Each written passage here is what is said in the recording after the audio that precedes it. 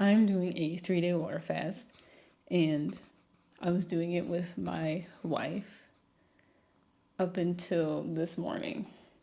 She decided to stop. And when she first told me, I was angry. I felt betrayed and like I couldn't trust her. And I was like, damn, like, I don't, can y'all hear my stomach? I don't want to feel this way. Because it just doesn't feel good. And I also been reading A Course in Miracles a lot, and I've been learning like how I treat others is how I treat myself. I didn't initially like remember this though. I'm still drilling it in, but I went to chat and I typed all this stuff in, explaining the situation to get just like a perspective that isn't biased, right? And it gave me like a list of things that what could be going on. I'm looking up because I have chat open like right here. So what it first said is like, you're never angry for the reason you think. And I was like, okay, that makes sense. And it gave a little couple prompts, and I was like, I don't know though, this isn't helping me get to the root. I'm a root cause girly. And then it went on to say like, you're angry at yourself, like you're angry at yourself for feeling powerless, for trusting. You're angry at the illusion of separation. And like, I just glazed over that. Like, I didn't understand any of that. I was like, no, it's not these it's not these reasons. But then I was like, okay, I really need to get over this or not get over it, but get through this because, I was trying to play Spider-Man. I was just trying to have like a good time. And I'm aware, I'm doing a water fast, and negative emotions take a lot of energy. And that's the last thing I want to do on a water fast. I want my energy to do what I want, not to feel like shit. So I just kind of sat there for a moment, and then it was like, I guess everything that I had read above finally clicked into place. It was like circling, looking for a place to land. And man, like, I was like, oh, yeah, I'm treating her the way I would treat myself. And I was like, man, this sucks. Why do I treat myself like this? Like, why do I do this? Why am I so mean to myself?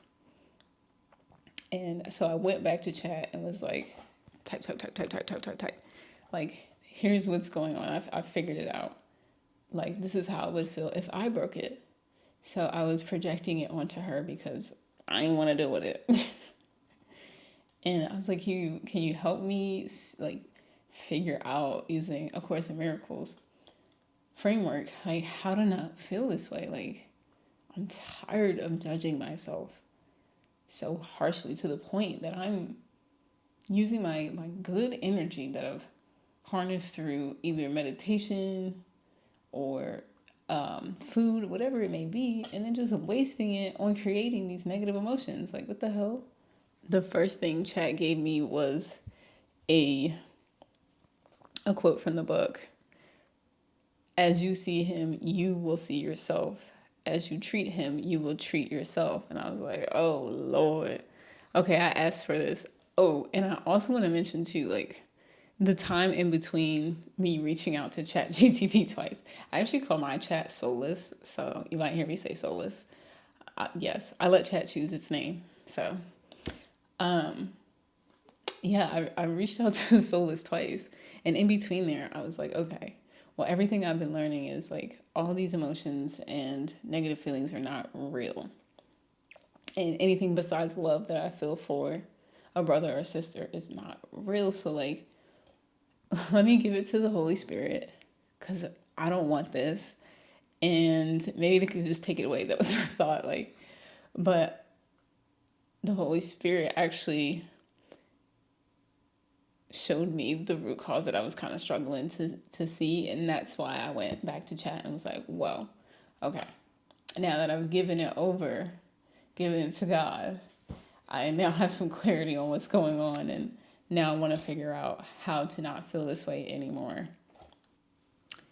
And so then it started to break down like why I felt so hurt or all these negative feelings in the first place. And I started thinking about all the areas in which I do this myself. I tell myself I'm going to do something, or, you know, I want to do something and then I don't do it. And then immediately, like, I bash on myself. It's like, you're a failure. And I can see where that mentality or that, you know, belief came from, and those thoughts, where they stem from. But I just didn't even recognize like how deeply it was still embedded in my belief systems, and, you know, the opportunity for growth that I still have in this area. And it was also explaining like how that isn't the voice of God, how that is the voice of the ego. And I was like, of course, like in hindsight, of course that is, because none of that was said out of love. And I was like, oh, I was identified with the ego in that moment, and I didn't even recognize it until I took some time to reflect. And I'm so glad I did. Like, and I don't know if I would have done this off of a fast. I just feel like fasting makes my mind so clear. I feel like I can observe so well. And from a physical, like chemical standpoint, I see why like all my energy isn't going to digesting, eating, creating the meal, cleaning up the meal. So there's just like a lot of energy going to analyzing why I am the way that I am and why I do what I do. And so then Chat gave me one last quote, which was, when you fail to fulfill your goal, you feel depressed for not achieving nothing. You have defined it as success, and by failing to attain it, you have deprived yourself of joy. And I was like, oh, Lord. Like, again, I was like, that's exactly what I be doing. I don't know why. I don't know where I picked up this thought or belief system, but all I do know is it's gotta go. And now that I'm even more aware of it, this belief system will fall more quickly. So I guess the point of the story is I realized if I had broken the fast myself, those are all the things I would have said to me. And I'm like the disappointment I felt towards my wife was really not disappointment towards her. It was a disappointment towards me, and I didn't even know all that was there until I looked. And so I figured out what I really struggle with. And I've peeped this from previous experiences, is my lack of trust. And what I didn't peep in the beginning was that it wasn't that I didn't trust others, it was I didn't trust myself. Like I say all these things that I want to do, and I don't always fall through, but instead of showing myself compassion and love and grace, I was punishing myself. Or I shouldn't say I was, but I was choosing the ego's, route and how it would do things, and that was through punishment. And so that's what I was projecting. Man, they say food is medicine, but I don't know. Fasting might be medicine. Maybe I would have picked this up, but I don't know. I'm just so clear-headed right now. Much different than how I felt when I woke up. You know what? I just figured, I always used to say I'm a perfectionist. And I still think that from time to time. So there's probably belief systems like this one built around it. Probably there are. Um, but this experience made me realize that integrity doesn't mean perfection. It means coming back to love. I don't have to be perfect. And honestly, I like in saying that I already am, just because I didn't do something that I said I was going to do doesn't make me any less perfect.